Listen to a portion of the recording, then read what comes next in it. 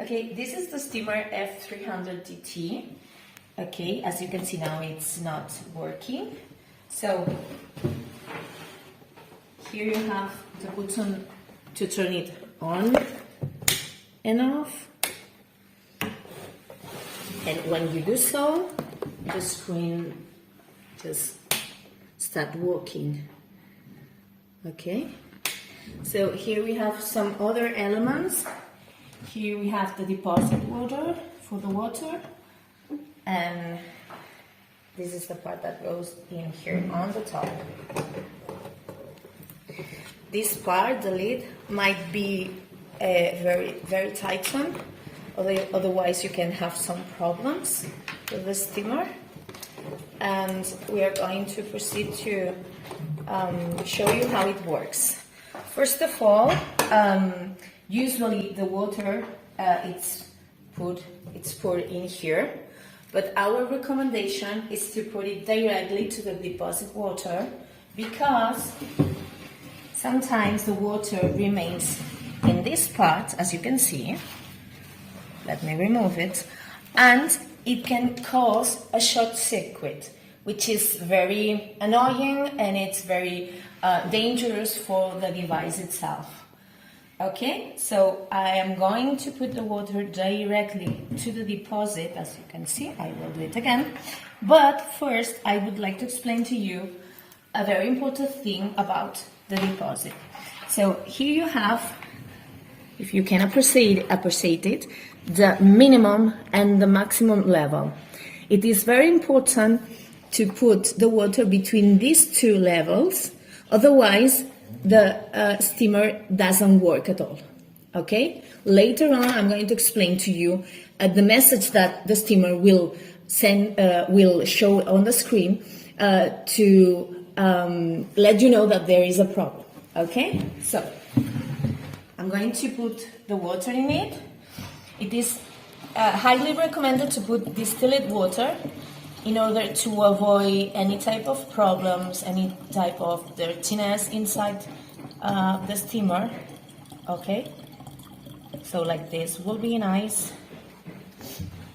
I'm going to proceed to put it in here.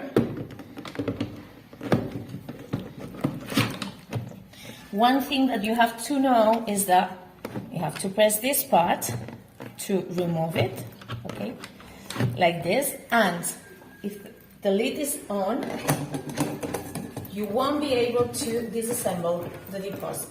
Okay, as you can see, it is a security pin for the steamer. Okay, so let's proceed to start with the working device. First of all, I'm going to turn it on, and then, as you can see here, we have a few things. This is the energy that you can regulate it, the power of the steamer. As you can see in here, is in the maximum level, so you can put it less or more.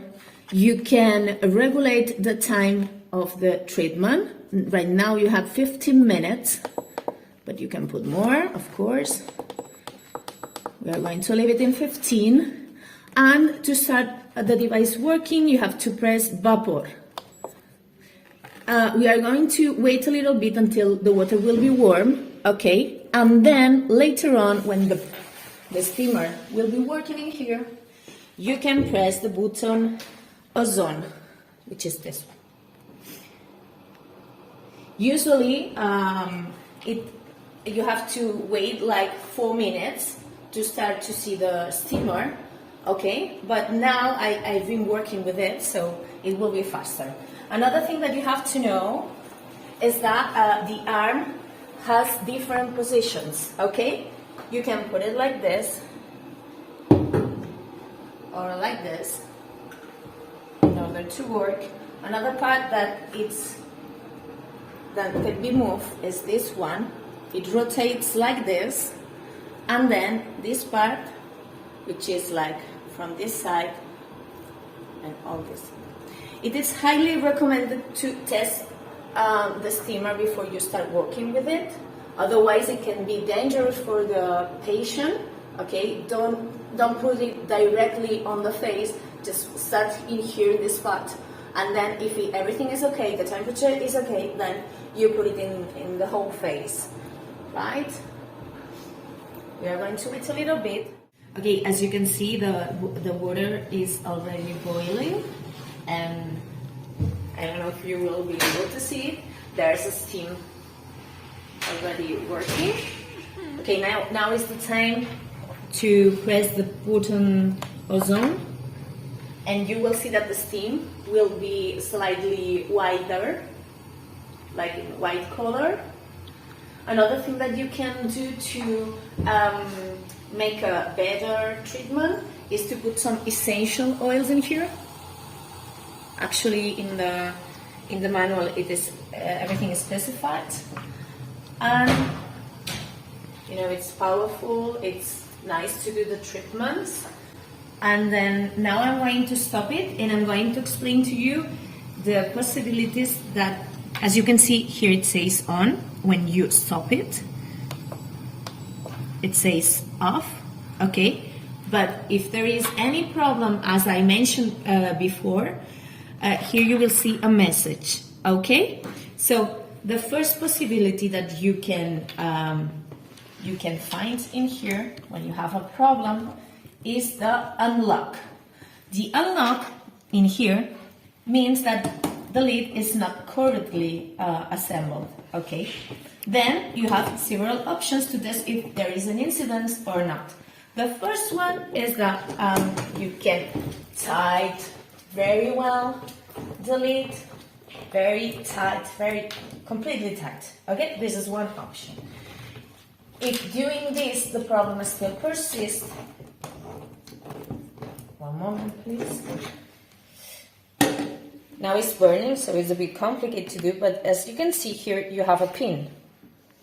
If you remove the plastic ring, the joint, which is very important to correctly put it in here, then if there is the message in here with the unlocked, and then you press this one, this is a security pin, if you press it with your finger, with a pen or a pencil, and the message disappears, then that means that the steamer correctly works. So you have to make sure that the joint is correctly put it in here, and you have to tighten everything very well, and then again it is pretty recommended to put the water directly to the deposit, okay? The second message that could appear on the screen is when you have the water below the minimum line. So in here it will appear the message no water, okay? And then if you put more water than the maximum line on the screen, it will appear the message exceed. These two messages, no water and exceed, also could appear when the deposit, the sensor, I will show you, when the sensor is broken. So you have, here you have the sensor, it is this one right here, this part in here.